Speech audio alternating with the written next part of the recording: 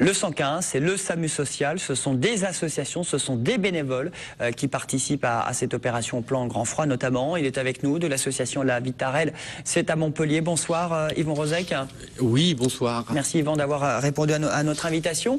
Avant, présentez-nous un petit peu cette association qui est basée à Montpellier, qui existe depuis une trentaine d'années. Tout à fait, donc c'est l'association La Vitarelle, donc vous parliez de bénévoles certes, mais le SAMU social et le 115 sont aujourd'hui des professionnels qui interviennent, particulièrement en période de grand froid. L'association La Vitarelle gère donc un pôle urgence avec le SAMU social, le 115 et des médiateurs de rue qui interviennent dans Montpellier et sur l'agglo. Le 115 étant départementalisé et puis gère des centres d'hébergement d'urgence et des centres d'hébergement et de réinsertion sociale.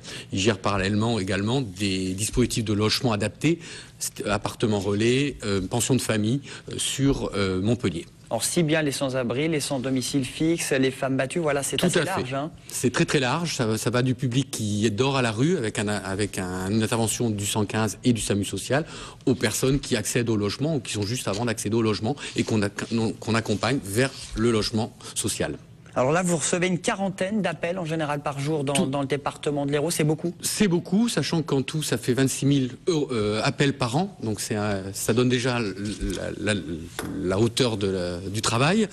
C'est 2 écoutants qui interviennent de 9 h le matin jusqu'à 21 h le soir, et après, c'est des veilleurs de nuit qui reprennent le dispositif toute la nuit, et donc le 115 fonctionne 24 h sur 24 sur le département. Alors en général, qui appelle? Ce sont les SDF eux-mêmes, les sans-abri, ou justement des personnes qui croisent des personnes en difficulté dans la rue? Ce sont les deux. Voilà, c'est les gens qui sont un peu inquiets parce qu'il y a quelqu'un qui dort dans un hall ou c'est quelqu'un qu'on connaît parfois aussi, qui nous appelle parce que ce jour-là il se retrouve en galère, qu'il n'a pas trouvé de solution d'hébergement. Voilà, donc ça peut être, mais c'est essentiellement des gens qui sont sans abri. Alors, on appelle le 115, on tombe sur le standard à Nîmes ou à Montpellier. C'est quoi après la machine d'enclenchement? Ça se passe comment une fois qu'on passe ce coup de fil? Alors, tout dépend effectivement de là où est la personne. Si elle est sur Béziers 7 ou Nîmes, le 115 reçoit et réoriente sur les établissements de la ville.